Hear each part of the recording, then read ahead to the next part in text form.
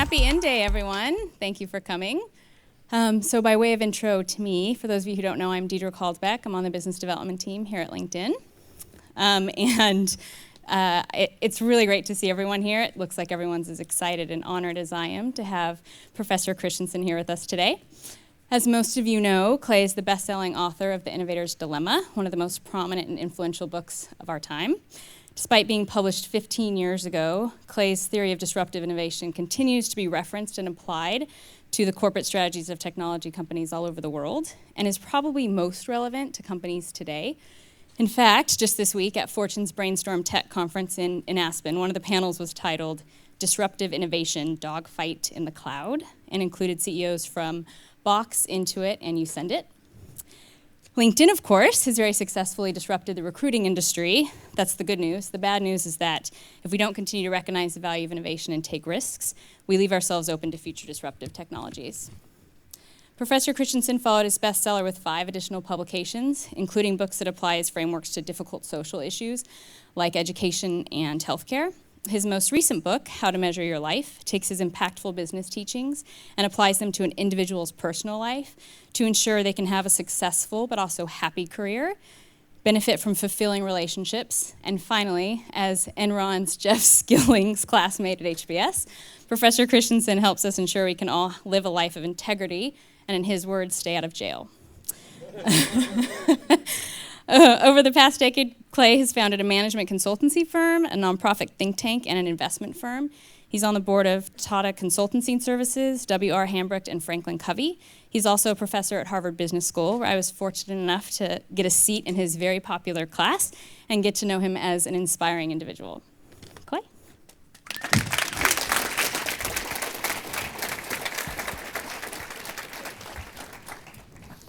She also is very smart. I remember exactly where she sat. It was on the top row in the center. One seat left to the, yeah. Just one other thing you need to know about me. I've had a series of difficult health problems. So the most recent one was about 1.5 years ago. I had a stroke. A clot came from somewhere and lodged itself right here in my brain and killed the part of my brain where you formulate speech and writing. And just like that, I couldn't speak, and it's my profession. So it's been kind of hard, but what I did was I went to the airport and got a copy of Rosetta Stone for English. And with our oldest granddaughter, who is 5 years old, we started with lesson 1, level 1, and I've just been learning how to speak again. So you'll see me wrestling over what's the word. If you know the word I'm trying to say, if you would just let me know, so we'll be faster. And you'll also notice that I will tend to speak at the floor rather than you. And the reason is that if I look at you, you'll distract me a little. And if I just look at the floor, I can focus on what's the word that needs to come out next. And so it's not that I have become shy all of a sudden. It's just as a transition, as I'm learning how to do this, it helps me. I'll just describe where this most recent book, How Will You Measure Your Life, came from. Deidre and maybe a few others of you who went to the Harvard Business School, you realize shortly after you graduate that the core competence of the Harvard Business School is soaking alumni for donations. And it manifests itself in lots of ways, but one of the most important is every 5 years they invite you back for a reunion, and ostensibly you come to see your friends. In reality, we want to turn you upside down and shake out all of the cash you've got. And I remember I was in the class of 79, and I subsequently have come back every 5 years. When we came back to the 5th reunion, was unbelievable. Almost everybody came back. Most of my classmates had married people who were much better looking than my friends were. And many had had children that looked just adorable. Their career just seemed to be going at a pace that they didn't imagine would happen. And it just seemed like everything was going right for everybody. But then as I came back to the 10th and the 15th, 20th, and then the 25th, chinks began to emerge in our armor. And in particular, friends who we thought were going to come and were excited to get reacquainted with them didn't come. And when we'd ask around, what's happening to her or him, more often than you ever have imagined, the answer was, he's in a messy divorce. His family is just a wreck. His spouse got remarried, moved to the other side of the country, and somebody else is raising their children. And some would come back with this as a history, very wealthy and very unhappy with their life. And I think as a general rule, as I've seen my own life evolve and those of my friends and students, that in the end, the deepest source of joy in our lives comes from intimate relationships with our families and our close children and friends. If you do a correlation between money and happiness, the coefficient is not significant and typically is negative. So I know how frequently this has happened in the people who I know and love. And I can guarantee you that there wasn't a single one of my classmates who, when they graduated, planned to go out and get divorced and have children who were alienated from them. And yet, a shocking number of us have implemented a strategy that none of us planned to pursue. So that's one side. And then, as Deidre mentioned, personally, a shocking number have ended up doing things that they never imagined that they would do. So I had a Rhodes Scholarship, went to Oxford. Every year they send 32 from America. 2 of the 32 ended up in jail. One of them was a congressman in Washington and was nailed in the slammer for a sexual relationship with a 16-year-old volunteer on his re-election campaign. And he was married with 3 kids at the time. Another one was nailed for his role in a big insider trading problem. And as she mentioned, Jeff Skilling, the CEO of Enron, was a classmate of mine at HBS. And I knew these guys, and they were good people. And yet they made decisions in their life that caused their life to go in a direction that they didn't plan on. And so I just worry that some of this generation's most promising people will end up possessing in a life that they would not have chosen. So how to think my way through this problem with the support of my students has been really quite successful. So the course that Deidre mentioned is a course about how do we build and sustain successful companies. In order to do that, we realized an idiot simple fact, and that is for whatever reason, when God created the world, he positioned us to face the future, but he made data available only about the past. And if you, like we teach our students that they should be data-driven and fact-based and analytical in making their decisions, in many ways we condemn our graduates to take action when the game is over. And the problem with that arrangement is that you got to look into the future about which there is no data.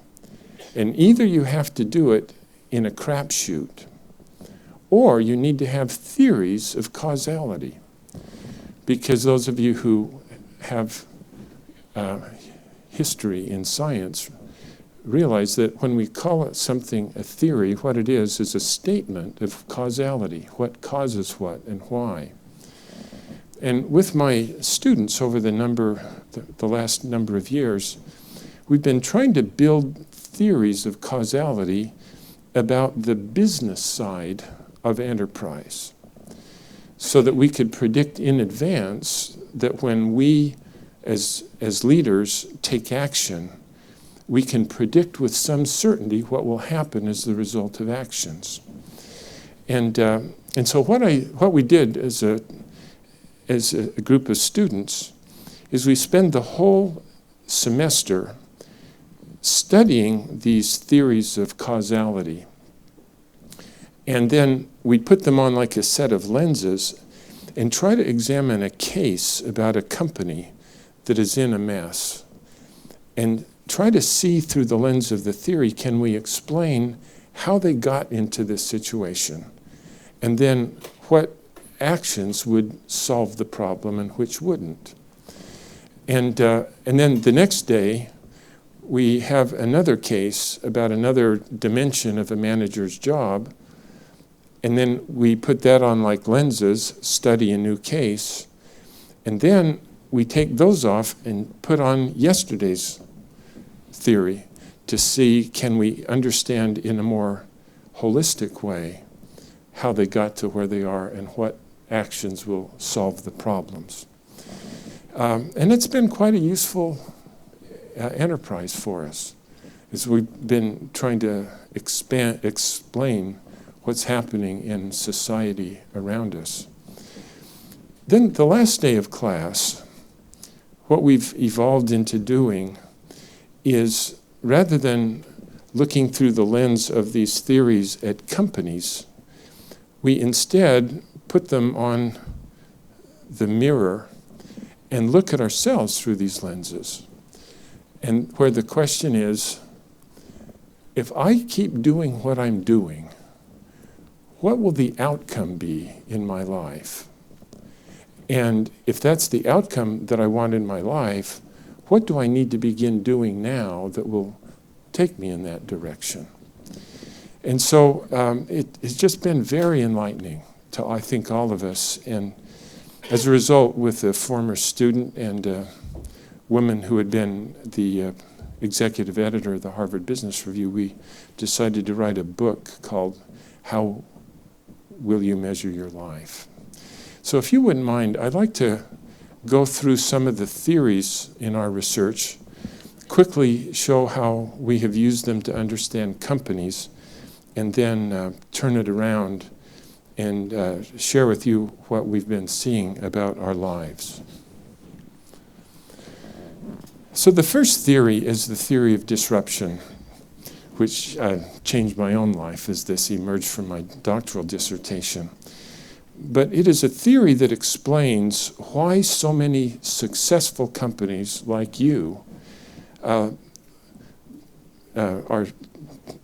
toppled from the peak that you are now in. And what is it that causes successful companies to fail? And then once you become successful, who could kill you? And so I'd like to just go through this theory for those of you who aren't exposed to it. And I've chosen an industry that is just completely foreign to most of you, just so that you could see it in the abstract, and then we could think about you. So for those of you who haven't yet made a lot of steel in your lives, historically there are two ways to do it. Most of the world's steel historically has been made in massive integrated steel mills. It would cost today about $10 billion to build an integrated steel mill. The other way to do it is in what they call mini mills. Mini mills melt scrap in electric furnaces. And you could easily fit 6 electric furnaces in this room. Because you can make steel in such a small chamber, you don't have to scale up the downstream steps, and that's why they call these things mini mills. The most important dimension of a mini mill is you can make steel of any quality in a mini mill for 20% lower cost than you can make it in an integrated mill. Now just think about this for a minute. Imagine that you were the CEO of an integrated steel company somewhere in the world. You're making commodities like you have never seen commodities before.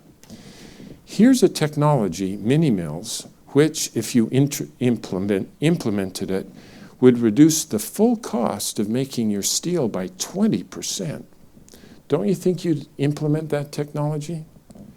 And yet not a single integrated steel company anywhere in the world has yet built and operated a mini mill. Sorry about this.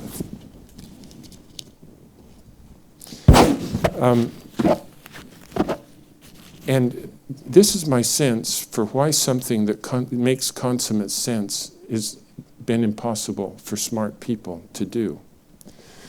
So at the steel industry, like every industry, is structured by tiers. So at the bottom of the market is concrete reinforcing bar, or rebar. It is so simple that almost all of us could make rebar. At the high end of the market is sheet steel that's used to make cars. It is very complicated to make. And at the beginning of this story, the integrated mills made the full range of these products. The mini mill idea became technologically viable in the late 1960s. And because these guys were melting scrap in these electric furnaces, the quality that they could produce was really crummy. In fact, the only market that would buy what the mini mills made was the rebar market way down at the bottom, because there are almost no specs for rebar to begin with. And then once you buried it in cement, you couldn't verify whether they met specs. So it was just a perfect market for crummy products. As they attacked that tier of the market, the reaction to the integrated mills was they were just delighted to get out of the business. It was such a dog-eat-dog commodity. Gross margins were only 7%. It made no sense to defend a 7% business when, if they just got out of that business or focused their assets in the next tier, margins were 12%. So as the mini mills expanded their capacity to make rebar, the integrated mills just lopped that off from their product line. As they added up the remaining numbers, their profitability improved as they got out of rebar. The mini mills, because they had a 20% cost advantage, they rolled tons of money getting into rebar. So they actually were they're friends. Then the whole thing fell apart in 1979. What happened that year is the mini mills finally succeeded in driving the last high-cost integrated player out of rebar. If you look at what happened to the price of rebar in 1979, the price collapsed by 20%. It just turns that there's a subtle fact about strategy that we never thought about before, and that is a low-cost strategy only works as long as you have a high-cost competitor in your market. And as soon as they had fled up, it was low-cost mini mill fighting against low-cost mini mill in a commodity business. And very quickly, competition drove prices down to the point where they couldn't make any money. So what are those poor mini mills going to do? Well, they tried to be more efficient making rebar, but that was just a recipe for survival. And then one of them looked up market and said, oh my gosh, if we could just make bigger and better steel, we'd make money again, because the margins there are nearly double what we're doing here. And so they stretched that ability to tackle that tier of the market. As they did so, the reaction of the integrated mills was, man, they were happy to get out of that business, because it was such a dog-eat-dog commodity. They could only make 12% gross margins, whereas if they shut those lines down and focus their assets at structural steel, the margins are 18%. So they do the same thing, as they lopped off the lowest profit part of their product line, and then they added up the remaining numbers. Their gross margins improved as they got out. As the mini mills got in, they had a 20% cost advantage, and so their profitability returned. And again, they were quite happy one with another. But that fell apart in 1984. That was the year when the mini mills finally succeeded in driving the last high-cost integrated player out of angle iron and bar and rod. If you look at what happened to the prices of those products in that year, the price collapsed by 20%. And the reward to the mini mills for their victory is they couldn't make money. So what are these poor suckers going to do? And they got to move up market. And as they moved up, the calculation of the integrated players was the same. If we got out, our profitability improved.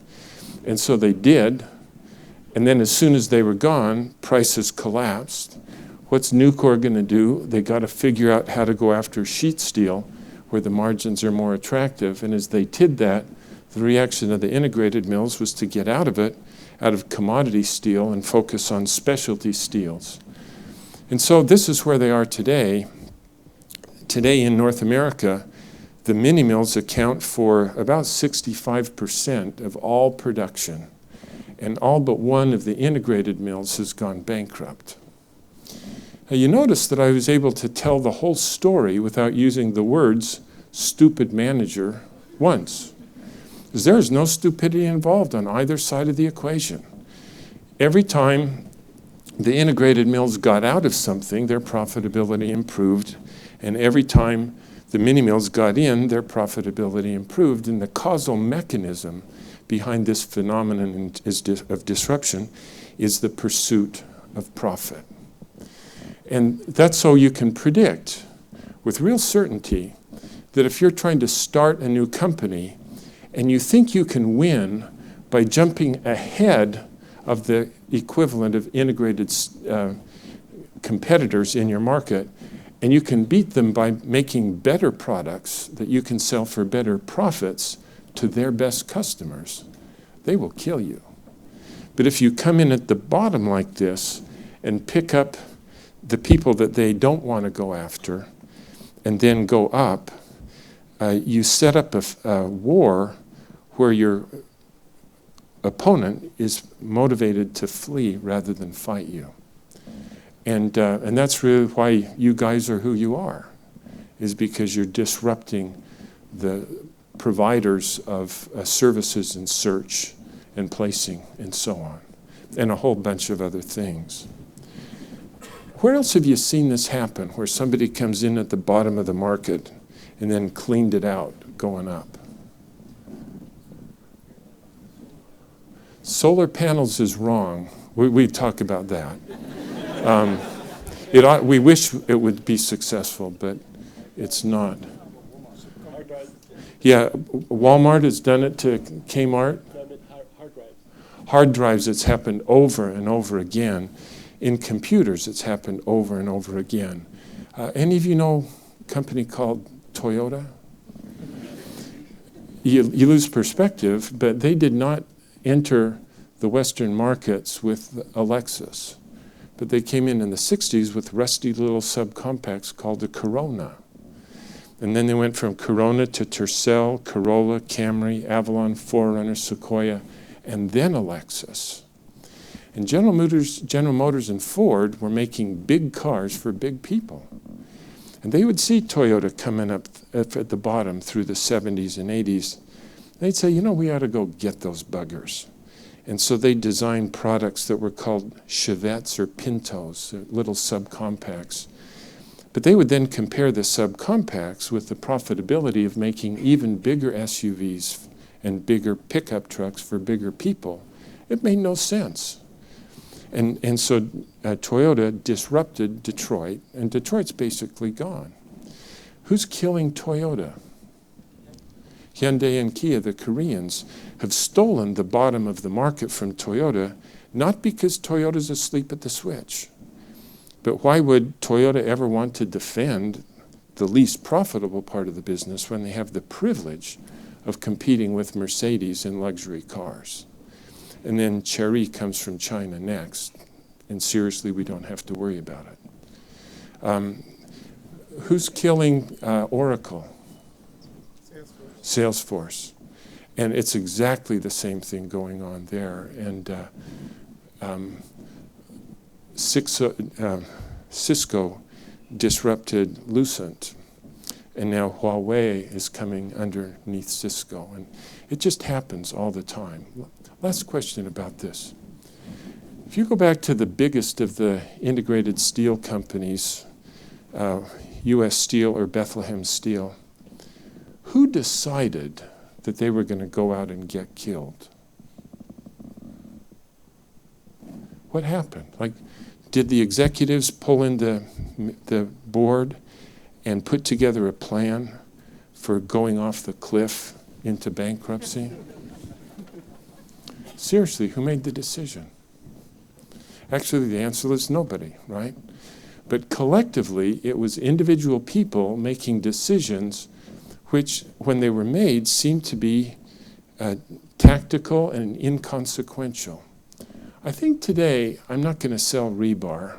I think I'm going to sell sheet steel to somebody. Or I'm the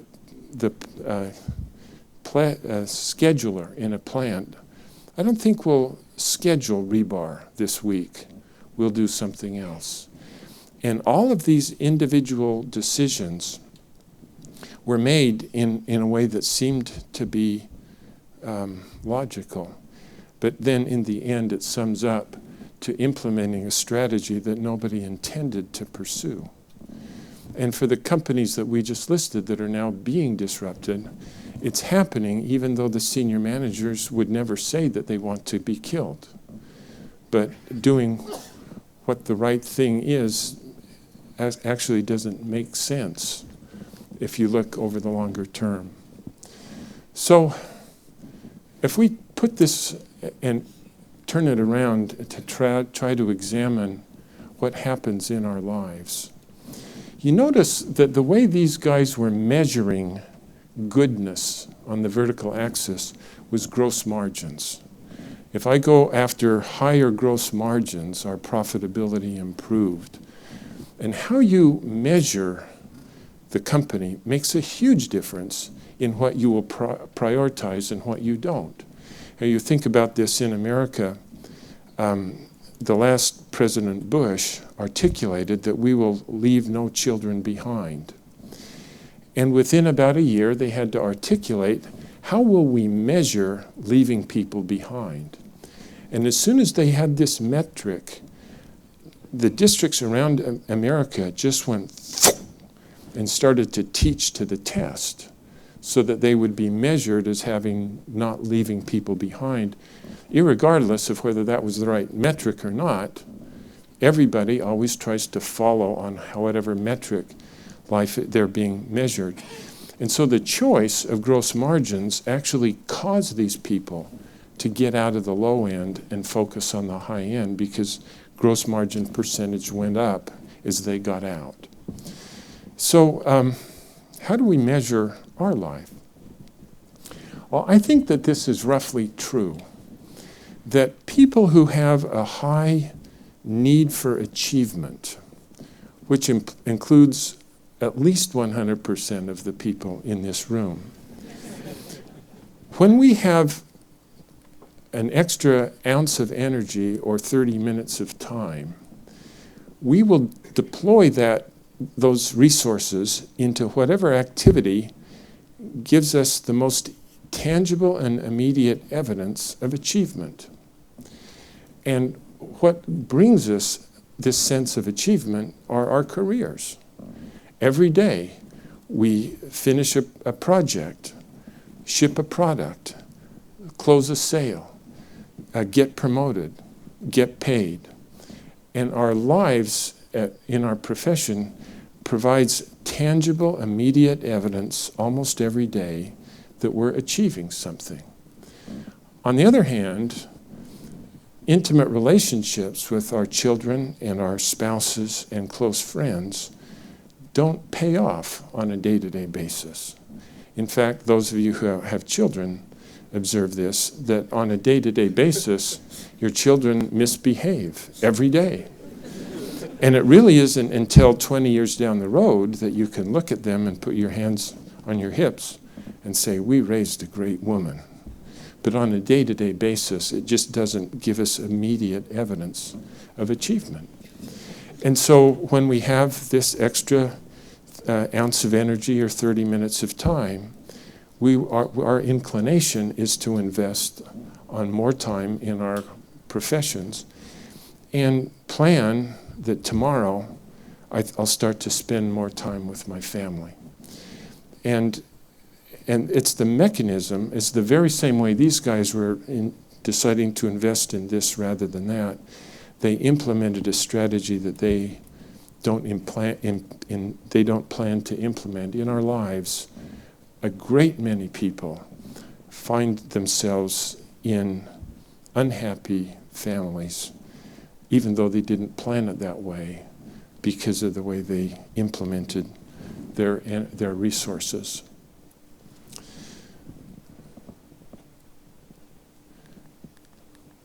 This is a kind of at a more general level, a way to think about that problem. That almost everybody, when we start a company, we have a strategy.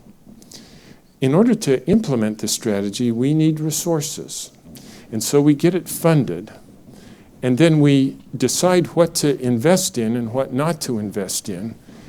And that deployment of resources determines the type of products and services and processes and acquisitions, and that defines what our strategy is. And sometimes the strategy that we actually pursue is what we intended to do. But a lot of times what happens is unanticipated problems and opportunities just erupt in our lives, and we call those emerging initiatives. And the emergency initiatives start to compete with the intended strategy for resources. And what you decide you will implement depends on what you invest in the resource allocation process. And as you succeed in the market, then you learn a lot more about what works and what doesn't work.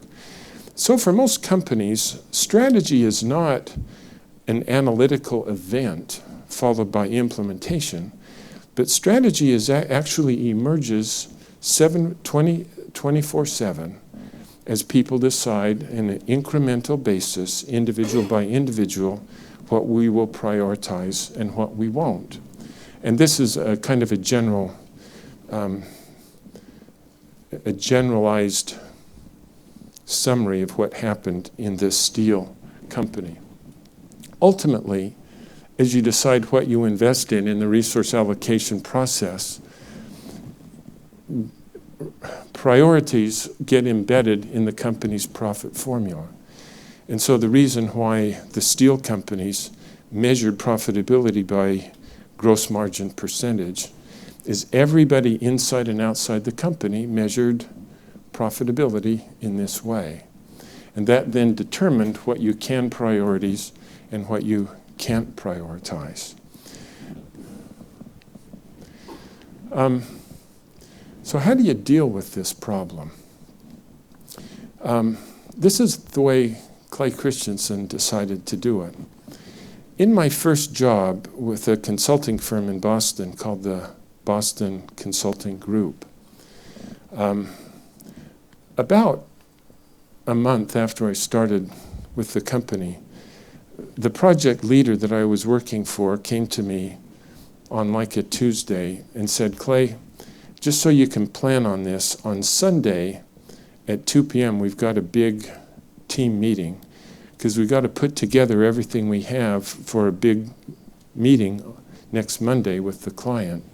And this is your assignment. And I said, oh man, Mike, I got a problem here. And that is, I made a commitment to God when I was 16 that I wouldn't work on Sundays. And just I'm a religious guy, and that was just what I wanted to do with my life. And Mike just went bonkers. And he said, this is a company where everybody, if they have to, works when they have to work. And I said, well, I observe that, but I don't want to be that kind of person. And if I can't take my Sundays for my faith, I just don't want to work here. He was so mad, and he went off. Came back about an hour later, calmed down a little bit. And he said, look, I talked to everybody else, and we'll do it on Saturday at 2 p.m. And I said, oh, Mike,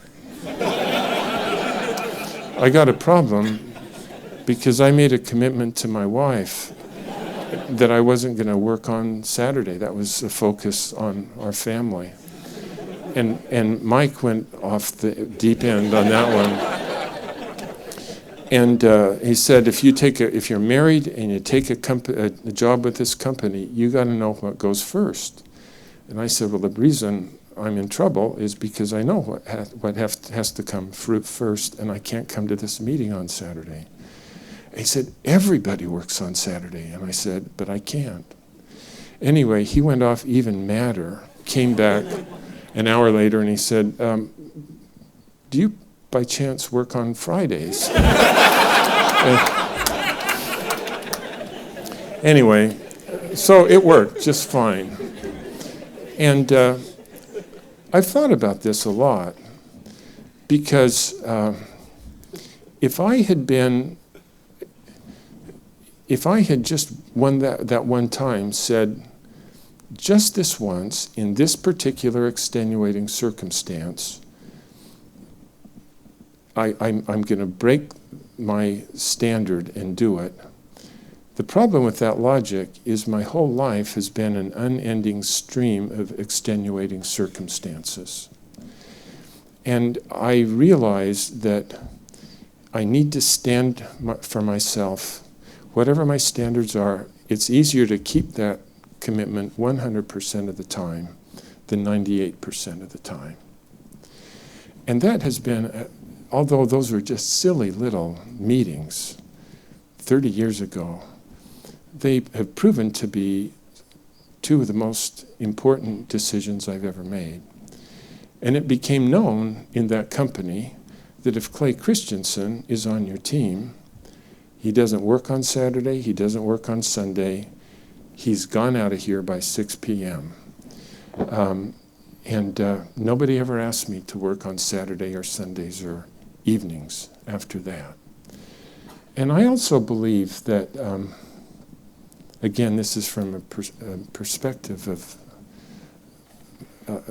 my faith in God, that if we do things that God wants us to do because he wants us to be happy, he will magnify us so that in our profession we can actually do more. That he can magnify us to do more than we otherwise would able to do.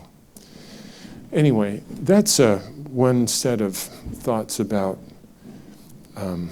how you will measure your life. I've got a few more thoughts, but any questions or criticisms or comments or cannonballs? Are you doing okay? The next one is, you notice I made a point in the diagram of steel their choice of how they will measure profitability, gross margin percentage, really define what they would and wouldn't do. And so it raised the question with me and my students about how will we measure our lives. And I got an insight that for me has been very useful. And one day I was driving to work early, and I just got this feeling. I don't know where it came from, but it was a feeling inside that I was going to be given a big responsibility professionally. And it was very exciting. And it was so clear to me that this was coming that I started to think about how I'll put the team together and everything. And then a couple of months later, they announced that, in fact, the person that was there was going, and they appointed a different person than Clay Christensen. And I just thought, I was so certain this was going to come to me. And I'd kind of predicated my whole, next plan of that portion of my life around this. And I started to wonder. I look at my resume versus hers, and my resume was much better. And what's wrong with me? Why would they not have done this? And so I had all of these thoughts. And then I got an idiot simple insight about how to assess what had just happened there, which kind of seems stupid to some of you probably. But the conclusion was that God doesn't hire accountants. And what I mean by this is because we have finite minds, in order to understand what's going on, we have to aggregate the phenomena into numbers. And so you guys, you can't keep track of all the individual customers who give you an order. Your brain can't keep all of them in view, and so we have to aggregate that in terms of orders and then revenues, and they can't keep track of all of your individual pieces of cost, and so you aggregate that, and then you subtract costs from revenues, and if the bottom line is a bigger number than last year, then you're doing well, and if it's smaller, then you're screwing up. But because we have infinite minds, we have to aggregate in order to know what's going on. And it also gives us a sense of hierarchy. So people who preside over bigger numbers are higher than people who are responsible for smaller numbers in one way or another. And so we get this sense that if we go up the ladder faster than other people, we're being more successful than other people. And if we get richer than other people, that's a number. And so we begin to believe that this is how we will measure our lives. But then I realized the difference is that God has an infinite mind, and that means that he doesn't have to aggregate above the level of individual people to have a complete understanding of everything that's going on in the world. And because he doesn't have to aggregate above the level of individual people, that's why I say he doesn't hire accountants. When I have my interview with God at the end of my life, he's not going to, it won't even come up in the conversation that I was a professor at the Harvard Business School or that I started a company that's been very successful. It's not going to come up. And all he's going to do is say, all right, Clay, I stuck you in this position. Let's just talk about the individual people whose lives you blessed using your talents to make them become more successful and better people. And then I stuck you in this situation, and let's talk about the individual people whose lives you helped to become better people, and so on. And that's what we will talk about. The numbers actually will never come up in that conversation. And once I realized that this is the way God will measure my life, is by the individual people whose lives I help to become better people. Oh my gosh, the influence that has had on my life in terms of what I try to accomplish every day just changed completely. And every day I just pray that there will be somebody in my circle who I can become to be a better person. And I tell you, I feel so much more important to society because of this way I have decided to measure my life. And I thought I'd just offer that to you, to figure out what is the purpose of your life and how will you measure it?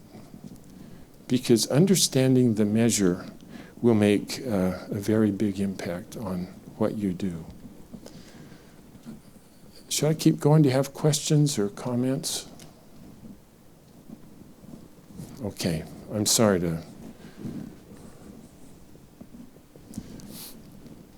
I want to come back to another theory that I think is important both in business and in our personal life. And it's what do I call it? A pox on humanity that I will call marginal cost thinking. And those of you who have taken courses in finance or economics, remember what is a law or a principle that you should ignore sunk and fixed costs and just look at the marginal cost and the marginal revenue associated with a particular activity.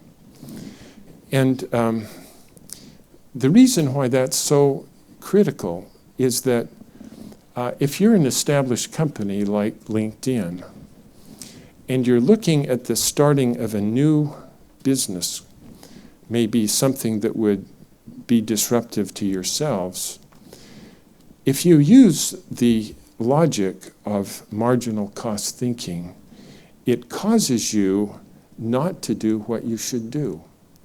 So let me go back to the history of steel and describe how this happens. So we have a case in our course about U.S. Steel, which is one of these people. And it happened in 1989. The mini mills had driven U.S. Steel out of these three tiers of the market, and all that they were making was sheet steel. And there was an announcement in the paper that the biggest mini mill, Nucor, had just announced that they were going to go from here to here by making the world's first mini mill that made sheet. And the head of a group of engineers pulled the team together and said, "Ladies and gentlemen, we're dead." Because to this point, whenever the mini mills had taken a piece, we have fled, and now there is no place to go. Nucor has announced they're coming in, and we either have to shut down or we have to build a mini mill. And so they looked at what the economics looked like, and at the time, U.S. Steel could produce commodity steel at $340. They sold for $350, and so they're just hanging on with their fingernails. If they built a mini mill, you could make it at so much lower a cost that the net per ton improved by 6x, and that was very attractive in the steel industry. And so the proposition just sailed through the process until it came to the CFO. And the CFO looked at this and said, "Wait a minute. I can't believe you're even thinking about building a new mill to roll sheet. We have 30% excess capacity in our existing mills.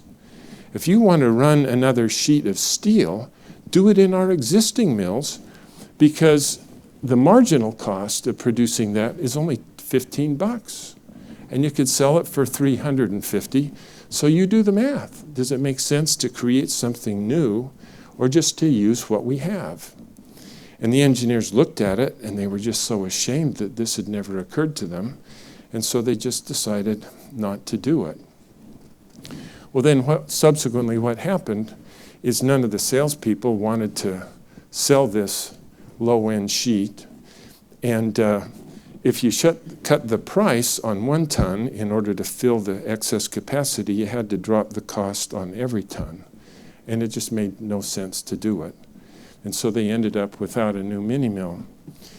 It turns out that had they built the mini mill, which cost about $300 million, over the subsequent 2 decades, that would have generated free cash of $3 billion, which played itself over 10x, even though it made no sense to do it. And this really helped me in my life, because when I've seen companies that are being disrupted, and I'd say, you know, your sales force that's really good at this is actually no good at this disruptive stuff. You need to build a new sales force to do that. And always they come back, Clay, you're so academic. You have no idea how costly it is to deploy a new sales force. We've got to use the existing ones. Or I would say, you know, your brand that's really good on that sustaining trajectory, the brand won't work down here. You've got to build a new brand. And always the reaction is, Clay, you have no idea how expensive it is to build a new brand. We've got to use our existing structure. And a startup company will say, guys, I guess we need to build a sales force, don't we? And they just do it. Or we need a brand, and they just do it. And the question is, why is it that the big companies that have all the capital find it so expensive to build new things, whereas the startups just do it? And I realized that it's all behind this marginal cost thinking. So every time a senior executive needs to make a decision or an investment, there are 2 items on the menu: the full cost of making something new versus the marginal cost of using what we have in place. And always the marginal cost trumps the full cost. But in a startup company, they don't have anything established to measure, to leverage, and so they just do it. And that marginal cost thinking causes successful company after successful company decide that it makes most sense to continue to do what they have built rather than creating something new. And that was the same marginal cost thinking that I described when Mike wanted me to meet on Saturday or Sunday. Because if the language was just this once in this particular circumstances, it's okay to do it. I'm thinking about the marginal cost is low and the marginal benefit is high. But over time, the full cost is what I almost always have to pay. And this language of marginal cost thinking, when we get confronted with pornography, you look at that and you say the marginal cost of engaging in this is very small, especially if I can keep it quiet. But piece by piece, it adds up to divorce and awful things. And so this is just another way of thinking about how it's actually quite important that we use these principles to examine our lives. I'll do just one last one if that's okay. Any questions or criticisms? All right. This is one that has been fun for me. So here I am, Clay, and I have characteristics. Unfortunately, I just turned 60 years old. We have 5 kids, live in suburbs, got advanced degrees, whatever. But the fact that I have these characteristics has not caused me to go out and buy the Wall Street Journal. There might be a correlation between my characteristics and the propensity that I'll buy the Wall Street Journal, but the characteristics don't cause me to do that. What causes me to do it is, stuff happens to us every day. Jobs arise in our lives that we need to get done. And we reach out and hire products or services or people to get the jobs done for us. And what the implication of it is that in marketing, understanding the customer is the wrong unit of analysis. You got to understand the job that they're trying to get done. That's what is critical. And to illustrate that, I want to quickly tell a funny story about milkshakes. So one of the big fast food restaurant chains was trying to goose up their sales of their milkshakes. And so they brought customers in who bought milkshakes, and they'd say, how could we improve the milkshakes so you buy more of them? They give very clear feedback. They would then improve the milkshake on those dimensions, and it had no impact on sales or profits whatsoever.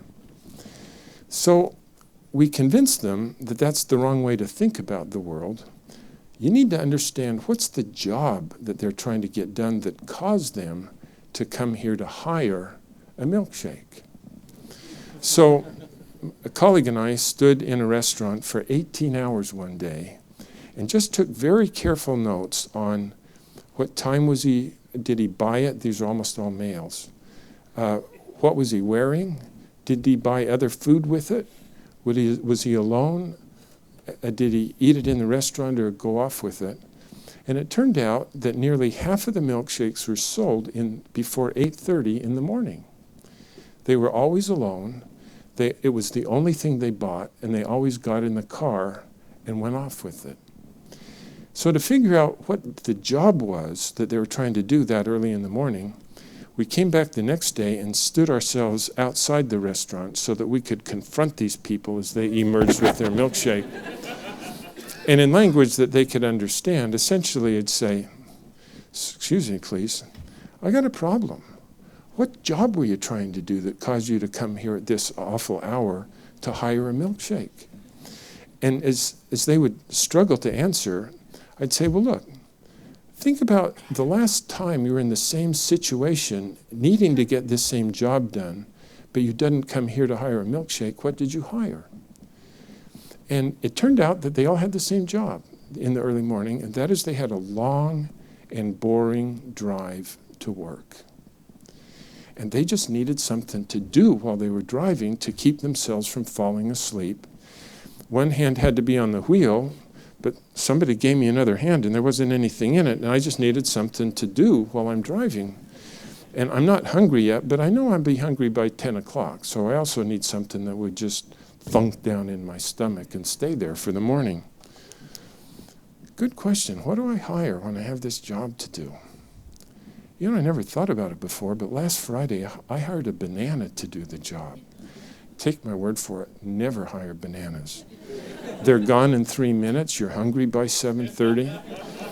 If you promise not to tell my wife, I hire donuts a lot. But actually, they don't do the job either, come to think of it. They crumb all over my clothes. They made my fingers gooey. They're gone too fast. Yeah, I do bagels, but man, they're so dry and tasteless. I have to steer the car with my knees while I put the jammed graham cheese on. And once the phone rang and I was in big trouble. I hired a Snickers bar once, but I felt so guilty. I've never hired Snickers again. But let me tell you, when I come here and hire this milkshake, it is so viscous. It takes me 25 minutes to suck it up this thin straw. Who know what the ingredients are? I don't care. I just know that I'm full all morning. And it fits right here in my cup holder. And I can actually turn it sideways and it doesn't fall out. It's just perfect. And it turns out that the milkshake does the job better than any of the competitors. And the competitors are not Burger King milkshakes, but it's bananas, donuts, bagels, Snickers bars, coffee, and so on. And then in the afternoon, it was hired for a totally different job. But once you understood what the job was, then they realized, oh my gosh, we have been improving the milkshake on dimensions of performance that are irrelevant to the job. And what is critical, we weren't even aware of them. So understanding that, how would you improve the morning milkshake? Well, you make it even thicker to take longer to suck it up.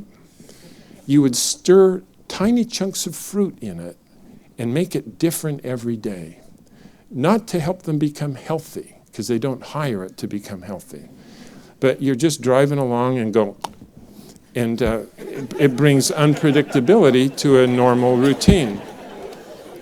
And then you move the dispensing machine from behind the counter to the front of the counter and install a prepaid swipe card so you could just dash in, gas up, and go and never get caught in a line. And that becomes obvious only if you understand the job to be done. So one of our students on the last day of class asked to the other class members, have you ever thought, this is a guy, have you ever wondered what job your wife hired you to do?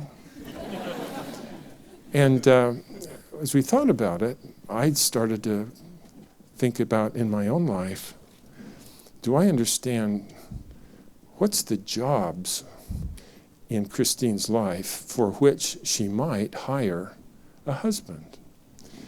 And I realized very quickly that I really honestly have tried to be an unselfish man. And I spend much of my life doing things for Christine which I am certain she needs. And I work so hard to be the kind of husband that I'm certain that she needs. And then when she doesn't appreciate what I'm trying to give her, I get mad because I'm trying to give you what I know you need. And then when the student said, no, Clay, you need to sit in her chair and understand, don't try to understand Christine, you need to understand what are the jobs that are arising in Christine's life for which a husband might be useful. Because just like the milkshake competed against Burger King, other products and not milkshakes, most things you have options for what you can get the job done besides your spouse. And I realized that, oh my gosh, it's frustrating to thinking like most marketers do, I'm certain you need our product. I'm certain you want what I want to give to you, as opposed to understanding what's the job, and then try to become the kind of husband that can do the job perfectly. And I'm still in process, but it has been a wonderful way for me to think about what might be the source of even a happier marriage. We've been at it for 36 years, but a lot more to go. Anyway, there are a few more things, but I've taken your time. Any other comments or questions that I could help with? Yes, could you use that, unless it's not an important question.